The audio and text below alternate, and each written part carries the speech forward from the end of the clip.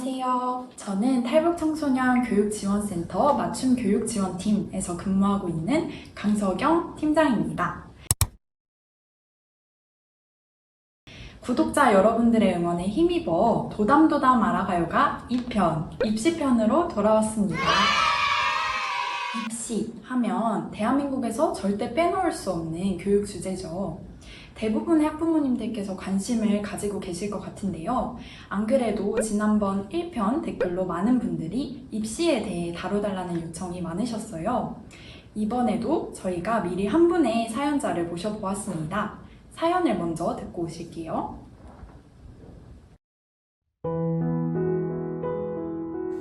아무래도 입시와 관련된 용어들이 너무 많아서, 그리고 줄임말도 많잖아요.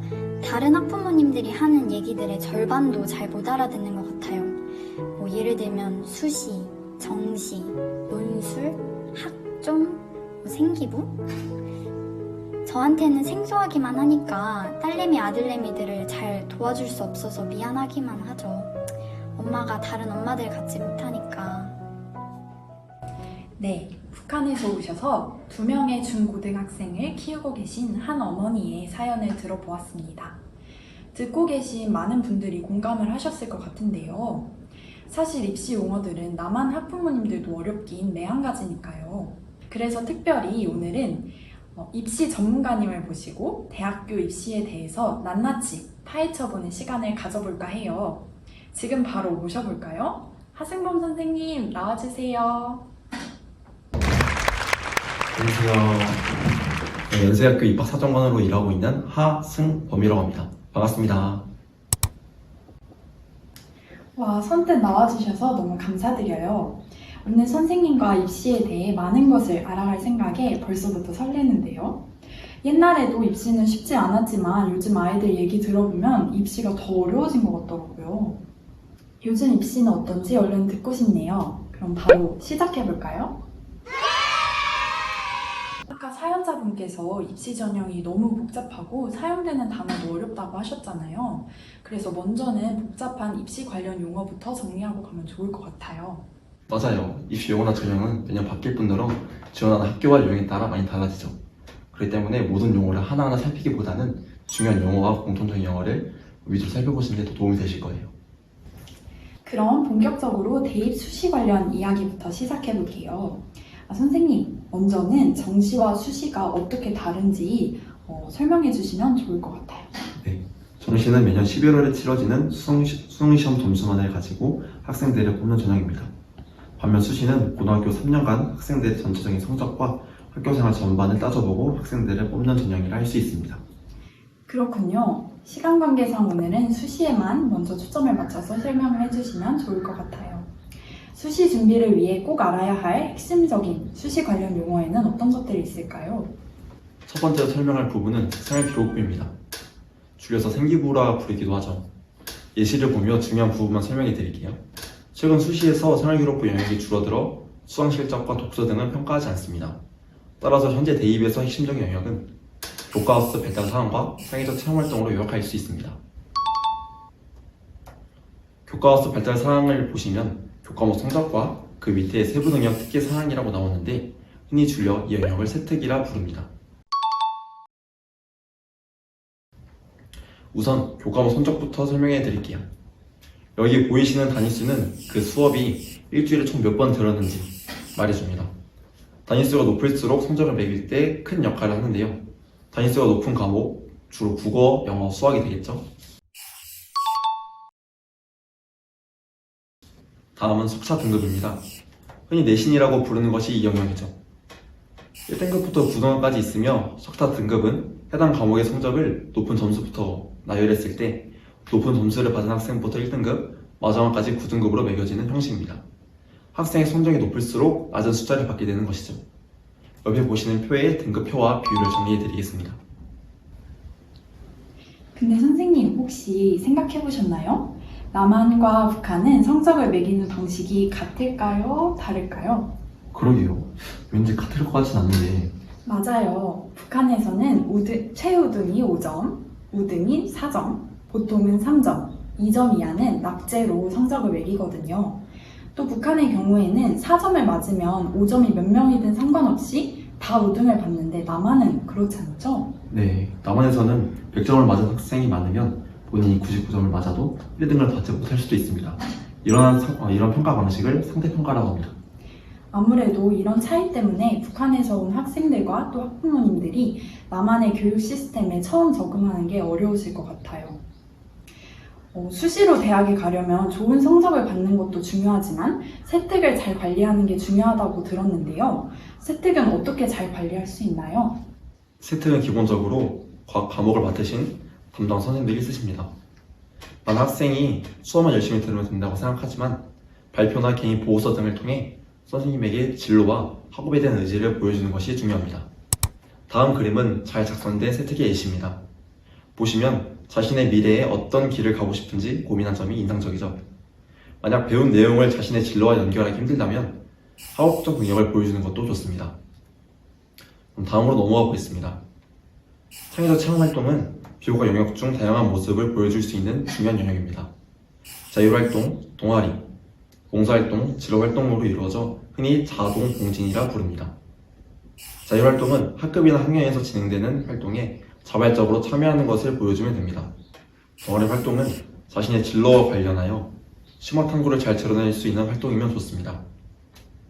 봉사활동의 경우 최근 개인 봉사활동은 생기부에 적지 못하고 학교 교육 계획에 따른 봉사활동만 인정되니 이 점 유의하면서 학교 봉사 내에서 의미를 찾는 것이 중요합니다. 진로활동에서는 교과활동을 진로와 연관시켜 보다 폭넓게 탐구하여 경험을 작성하는 것이 좋습니다. 와, 아이들이 3년간 고등학교 다니면서 공부만 하는 것도 사실 안 쉬울 텐데 그 외에도 해야 할 게 너무 많네요. 그렇죠. 그래서 수시는 3년간 꾸준히 학교 안에서 여러 활동에 적극적으로 참여하면서 자신의 열정을 보여주는 게 중요한 것 같아요. 그렇군요. 그렇다면 선생님, 수시에는 정확히 어떤 전형들이 있나요? 전형이 한 개만 있진 않을 것 같은데 전형별로 전략을 어떻게 다르게 해야 되는지도 궁금한 것 같아요. 정말 좋은 질문이에요. 지금까지 수시 지원을 위해 모아야 하는 총알이 어떤 것인지 살펴보았다면 이젠 어떤 번역에 맞춰야 할지 알아보겠습니다. 수시 전형은 크게 세 가지로 나뉩니다. 학생부 교과 전형, 학생부 종합 전형, 논술 전형입니다. 학생부 교과 전형은 주로 교과목 성적이 우수한 학생을 선발하겠다는 전형이에요. 그렇다고 나머지 부분이 아예 반영되지 않는 것은 아니고요. 교과 성적을 내는 방법은 앞에서 간단히 설명드렸지만 사실 학교와 지원한 학과마다 성적을 내는 방법이 달라집니다. 만약 수학과에 지원한다면 다른 과목보다는 아무래도 수학 성적의 비중을 더 높게 평가하겠죠. 학년별로는 1학년보다는 3학년으로 갈수록 성적의 비중이 높게 평가되는 경우가 많습니다. 다음은 학생부 종합 전형입니다. 이름에서 알 수 있듯이 생활기록부 전반에 대해 평가하는 전형입니다. 많은 경우 면접까지 보고 학생을 선발합니다. 면접은 제시문 면접과 서류 면접으로 나뉩니다. 제시문 면접은 대학교에서 교과목 관련 깊이 있는 제시문을 바탕으로 높은 사고력을 요구하는 문제들을 자체적으로 만들어서 제시하는 편이에요. 제시문 면접 준비를 위해선 자신이 지원한 학교와 학과의 기출문제를 풀어보며 분석하는 것이 중요합니다. 서류 면접은 자신이 제출한 서류, 즉 생활기록부의 내용을 바탕으로 진행됩니다. 간단한 내용 확인 질문도 있지만 깊게 파고드는 질문들도 받을 수 있어요. 어떤 대학의 경우 한 전형에서 제시문 면접과 서류 면접을 둘 다 보기도 하니 지원하려는 학교의 입시 요령을 체크하는 게 좋습니다. 듣다 보니 궁금해진 게 있는데요. 고3 때 보는 수능 점수로 학생을 뽑는 정시랑 다르게 수시는 3년간의 고등학교 생활을 평가한다고 하셨잖아요. 그럼 수시를 선택하는 학생들은 수능 공부를 아예 할 필요가 없나요? 그건 아니에요. 학생부 교과 전형과 학생부 종합 전형에 모두 많은 경우에 수능 최저 학력 기준을 요구하는데요. 수능 최저 학력 기준이란 수시로 대학에 붙었다 하더라도 수능 점수가 너무 낮은 학생은 가리기 위해 요구하는 어느 정도 이상의 등급을 말해요. 기준을 충족했다고 합격하는 것은 아니고 충족시키지 못한 학생을 탈락시키기 위해 사용합니다. 따라서 수시를 준비할지라도 원하는 학과가 수능 최저 등급을 요구한다면 최소한 그 등급을 맞출 정도로는 수능 공부도 해야 합니다. 바로 다음으로 넘어갈게요. 지금까지 수시 전형 3가지 중 학생부 교과 전형과 학생부 종합 전형을 살펴보았는데요. 다음은 논술 전형에 대해 말씀드리겠습니다. 논술 전형은 학생이 작성한 논술문을 바탕으로 학생을 평가하는 전형을 말합니다. 고등학교 교과목을 바탕으로 하지만 높은 사고력을 요구하는 어려운 문제가 출제되고 있습니다. 와, 정말 많은 내용을 이해하기 쉽게 말씀해 주셔서 감사합니다. 많은 분들께 도움이 되었을 것 같은데요. 다음은 우리 북한 이탈 중인 시청자분들을 위해 특별히 준비한 게 있으시다고 들었어요. 네, 이곳에 초대받아 나오게 되면서 시청자분들께 도움되길 바라는 마음으로 북한 이탈 주민 자녀들이 지원할 수 있는 특별 전형에 대해 정리를 해봤어요. 화면을 보며 이야기해볼까요? 대입 전형에 보면 북한 이탈 주민 특별 전형이라고 북한에서 태어난 학생들이 지원할 수 있도록 마련된 전형이 있는데요. 이 전형에 지원하려면 국내외 소재 고등학교 졸업자이거나 12년 이상의 우리나라 학교 교육 과정을 수료한 자의 상응한 학력을 가진 것으로 인정한 북한 이탈 주민이어야 합니다. 이때 대학별로 요구하는 서류가 다르니 이 점에 신경 써야 하는데요. 특히 학력 확인서와 학력 인정 증명서를 헷갈려 지원 원서조차 쓰지 못하는 안타까운 경우가 생길 수 있습니다. 학력 확인서는 북한에서 학교를 어디까지 다녔는지 통일부가 확인해주는 문서이고, 학력 인정 증명서는 학력 확인서의 학력사항을 확인해서 이것이 남한에서는 어떤 학력에 해당하는지 거주 지역 교육청에서 심사하여 결정해주는 문서라는 것 꼭 기억해주세요. 북한 이탈 주민 특별 전형의 상당수는 수시 모집으로 치러집니다. 주목해야 할 부분은 일반적인 수시 모집의 경우 보통 9월에 원서를 접수하는 데 비해 이 전형은 상당수 학교가 7월에 원서를 받는다는 점입니다. 따라서 남한의 많은 다른 학생이 9월에 수시 원서 접수를 한다고 이 일정으로 착각하고 준비했다가는 큰일 나겠죠. 이 전형으로 대학을 준비하실 분들은 적어도 6월까지는 검정고시 합격, 별도의 영어시험 준비 등 모든 입시 준비를 마쳐야 한다는 점 꼭 기억하세요. 선생님, 그럼 이 북한 이탈 주민 특별 전형에서는 학생들을 무엇을 기준으로 평가하나요? 그걸 알아야 어떻게 준비할지 알 수 있을 것 같아서요. 그렇죠. 좋은 질문이에요. 사실 북한 이탈 주민 특별 전형 안에서도 평가 방식에 따라 유형이 정말 다양한데요. 하나하나 간단히 살펴볼게요. 서류 면접 유형은 북한 이탈 주민 특별 전형 중에서 가장 잘 알려진 전형입니다. 자신의 생기부를 토대로 예상 질문을 준비하여 연습하고 학교마다 면접 기출문제를 풀어보면 좋습니다. 면접 100% 전형에서는 말 그대로 면접 결과가 모든 것을 결정합니다. 면접에서 주로 학생의 논리력, 문제 해결력, 배경지식, 영어 실력 등을 살펴보는 질문을 한다고 알려져 있습니다. 따라서 평소에 기본적인 사회 문제에 관심을 가지고 고등학교 과정의 학습 내용을 복습하는 게 가장 중요합니다. 서류 100% 전형은 말 그대로 서류만을 토대로 학생을 평가하는 전형을 말합니다. 시험 100% 전형의 경우 시험 점수로만 학생을 평가하는 전형입니다. 학교마다 자체적으로 시험 범위를 공지하고 별도의 시험을 치릅니다. 학교 내시 성적이 좋지 않거나 학력 증빙이 어려운 지원자라면 이 전형을 노려보는 것도 하나의 방법입니다. 시험 성적의 일부 면접 점수로 학생을 선발한다면 시험, 면접 전형이 됩니다. 특수한 경우 수능 시험 점수를 반영하는 전형도 있다고 합니다. 우와, 북한 이탈 주민 특별 전형이라고 해서 다 같은 게 아니라 학교마다 요구하는 게 다 다르네요. 맞아요. 그래서 우선은 내가 어떤 대학에 어떤 학과를 가고 싶은지 생각해보고 자세한 사항은 각 대학마다 이슈 영어를 따로 참고해야 해요. 선생님, 그럼 지금까지 본 전형은 북한에서 태어난 학생들의 경우에만 해당되는 거잖아요. 그럼 제3국이나 남한에서 태어난 북한 이탈 주민 자녀도 지원할 수 있는 특별한 전형은 없을까요? 맞아요. 제3국가 남한 출생의 경우에는 법령상 북한 이탈 주민이 아니기 때문에 북한 이탈 주민 특별 전형에 지원할 수 없죠.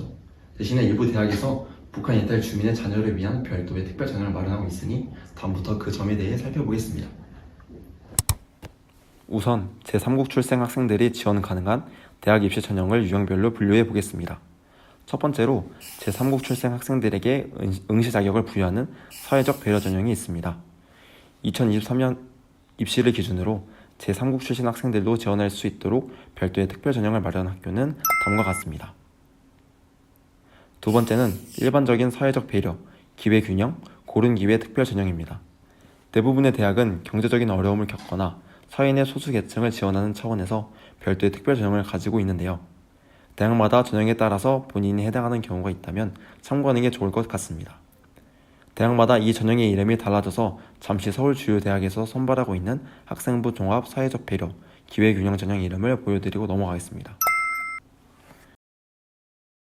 세 번째는 자신에게 해당하는 기타 특별 전형입니다. 대한민국이 아닌 다른 나라에서 태어나 그 나라에서 초, 중, 고등학교를 모두 마친 경우에는 전 과정 해외 이수자 대상 특별 전형으로 지원할 수 있습니다. 이 전형은 어느 국적을 가졌냐에 따라 두 경우로 나뉩니다. 한국 국적을 가졌다면 재외국민 전형으로, 한국 국적이 없다면 외국인 전형으로 지원해야 합니다. 보통 전 과정 해외 이수자 전형은 북한 이탈 주민 특별 전형과 비슷하게 7월에 서류 접수를 받으며 각종 수상 실적이나 공인 점수를 낼 수 있습니다. 남원 출생 북한 이탈 주민 자녀라면 기본적으로 스스로를 주변 학생들과 다를 바 없는 한국 국적의 학생이라고 생각하고 대학 입시를 준비해야 합니다. 그렇다고 해서 특별 전형에 지원하는 게 아예 불가능한 것은 아니에요. 예를 들면 앞서 언급했던 북한 이탈 주민의 자녀를 응시 자격으로 두는 특별 전형에 응시할 수 있겠죠. 그리고 사회적 배려, 기회 균형, 고른 기회 전형 등의 방법도 가능하니 앞서 언급한 부분을 꼭 참고해주세요. 네, 좋은 정보 감사합니다. 북한 이탈 주민을 위한 특별 전형이 이렇게나 다양한지 미처 몰랐던 분들이 많으셨을 것 같은데요. 오늘 잘 정리해주신 덕분에 많은 도움이 되셨을 것 같아요. 세부적인 자료와 서류 준비 방법은 영상 하단 더보기란에 있으니 참고하시면 좋겠습니다. 사실 이게 끝이 아니에요. 지금까지 수시 관련 용어들, 전형들에 대해 쭉 정리해 보았잖아요. 내용들이 많았다 보니 실제 입시 요강과 생활기록부 예시를 보며 지금까지 잘 이해했는지 점검하는 게 필요할 것 같아요. 맞아요. 고기 잡는 법을 가르쳐 드렸으니 시청자 여러분 함께 고기를 잡으러 가볼까요? 우선 생활기록부 예시를 보며 이야기해 보겠습니다. 지금 이 학생은 교육학과 진학을 목표로 하고 있는데 경제 과목에서 교육 수준에 따른 노동시장의 수요와 공급곡선 적용을 주제로 보고서를 작성했습니다. 이렇듯 세특은 희망 진로와 관련하여 작성한 것이 좋지만 앞서 말씀드렸듯이 아직 진로가 명확하지 않거나 연결점이 없다면 억지로 연결하기보단 학업적 영역을 보여주는 것이 좋습니다. 예를 들어 화학 과목을 볼까요? 문과 학생임에도 화학 연구를 직접 진행하여 자발적으로 보고서를 작성한 점이 돋보이죠. 다음은 입시 용어로 넘어가 보겠습니다. 제가 가져온 입시 용어는 2023년 고려대학교의 사례입니다. 고려대학교는 서울 주요 대학 중 북한 이탈 주민 자녀를 특별 전형으로 가장 많이 뽑는 학교 중 하나입니다. 여기서 잠깐 깜짝 퀴즈 나갑니다. 고려대학교 세터민 전형은 평가 요소를 보았을 때 어느 전형에 해당할까요? 아마 많은 분들이 1단계만 보고 서로 100% 전형으로 오해하실 수 있지만 2단계를 보면 면접 50%가 있죠. 전체 평가에서 면접이 포함되어 있으니 고려대학교의 경우 서류 더하기 면접 전형인 사례입니다. 다음을 보면 전 과정 해외 이수자가 나오는데 이 전형에 지원하려면 어떤 조건이 있어야 하는지 기억나시나요? 정답은 제3국 출생으로 초, 중, 고등학교를 12년을 해외에서 다니고 국내 대학을 가고자 하는 학생입니다. 이 전형은 7월에 접수를 받으며 각종 수상 실적이나 공인 점수도 제출할 수 있으니 이 학교에 문의하여 필요한 서류를 갖추고 준비해야 하는 점 앞서 살펴보았죠? 아마 다들 잘 맞추셨을 거라 생각합니다. 마지막 퀴즈입니다. 학력인증 증명서는 무엇이고 발급해주는 기관은 어디인가요? 네, 그렇죠. 학력인증 증명서는 학력 확인서에 나온 북한에서의 학력 사항이 남한에서는 어떤 학력에 해당하는지 알려주는 문서였죠. 다들 잘 맞추셨나요? 만약 틀리셨다 하더라도 영상 다시 한 번 더 보시면 충분히 이해되실 테니 걱정하지 마세요. 네, 지금까지 입시 전문가 승범 선생님과 함께 대한민국의 입시, 그 중에서도 수시에 대해 함께 알아보았는데 어떠셨나요? 시간 관계상 이번 편에서는 수시만 다뤄보았는데 다음 편에서는 정시에 대한 유익한 정보들을 들고 다시 찾아오도록 하겠습니다. 네, 승범 선생님 오늘 좋은 정보 잘 정리해 주셔서 너무 감사드려요. 다음 정시편에서도 잘 부탁드릴게요. 네, 저도 오늘 덕분에 너무 즐겁고 유익한 시간이었습니다. 벌써 다음 시간이 기대되네요. 그럼 다음에 만나요. 지금까지 도담도담 아라가요였습니다.